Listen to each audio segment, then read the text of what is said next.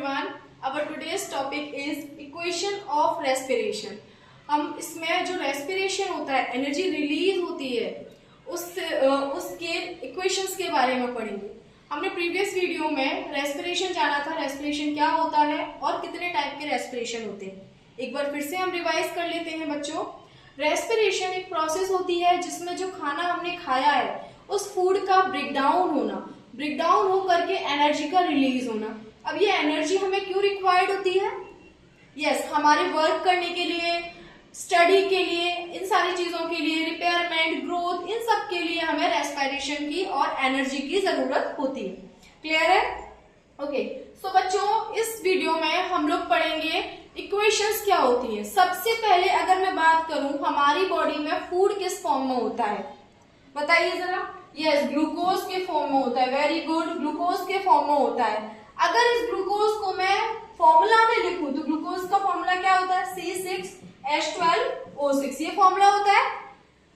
Okay, अब ये क्या है? ये 6 कार्बन शुगर है। 6 कार्बन, अब देखिए 6 कार्बन के 6 मॉलिक्यूल्स है, तो ये क्या हुआ? 6 कार्बन शुगर। इसको, ये जो ग्लूकोज है इसका ब्रेकडाउन होता है किसमें? पायरुवेट में। ग्लूकोज का ब्रेकडाउन होता है पायरुवेट में। पायरुवेट एक 3 कार्बन शुगर है। 3 कार्बन शुगर, जो ग्लूकोज है वो 6 कार्बन शुगर है। ओके स्टूडेंट, तो जो ये ग्लूकोज से पायरुवेट बन रहा है इस प्रोसेस को बोला जाता है ग्लाइकोलाइसिस। क्या बोला जाता है बच्चों? ग्लाइकोलाइसिस। क्लियर है ये ग्लाइकोलाइसिस?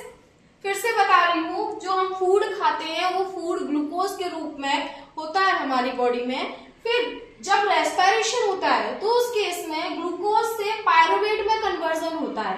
मींस 6 कार्बन शुगर से 3 कार्बन में कन्वर्ट हो रहा है। अगर ये 3 कार्बन में हो रहा है तो 2 मॉलिक्यूल्स ऑफ पायरुवेट होंगे, 2 मॉलिक्यूल्स ऑफ पायरुवेट।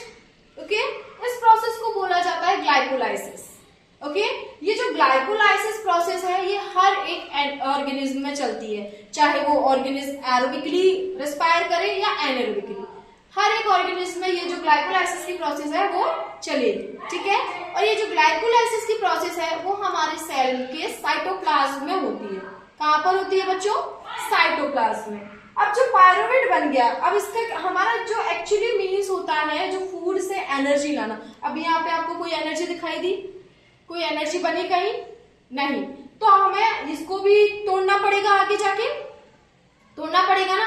अब ये जो पायरुवेट है ये अलग अलग वर्क करता है।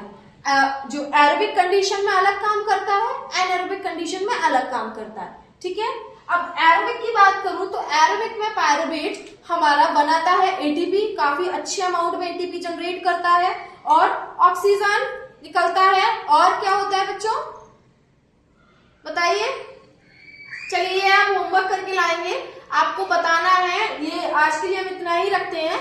आपको एरोबिक और एनारोबिक किस केस में क्या बनता है ये आपको बताना है। एक मैं बता देती हूँ आपको एक चीज, जो एनारोबिक रेस्पिरेशन होता है वो हमारी मसल्स में होता है। अगर ह्यूमन में देखा जाए तो मस्कुलर मसल्स में होता है, और वैसे बैक्टीरिया में, यीस्ट में, इनमें होता है। ठीक है, और अगर उसकी बात करें एरोबिक रेस्पिरेशन की, वो ह्यूमन के बाकी सेल्स में होता है। So students, thank you for today. ये इतना आप रिवाइज करेंगे और उसके बाद आप पायरुवेट कैसे एनर्जी रिलीज करता है और कौन से ऑर्गेनल में ये होता है, ये आप मुझे नेक्स्ट लेक्चर में या फिर आप मुझे वीडियो के नीचे कमेंट्स करके बता सकते हैं। ठीक है, ओके।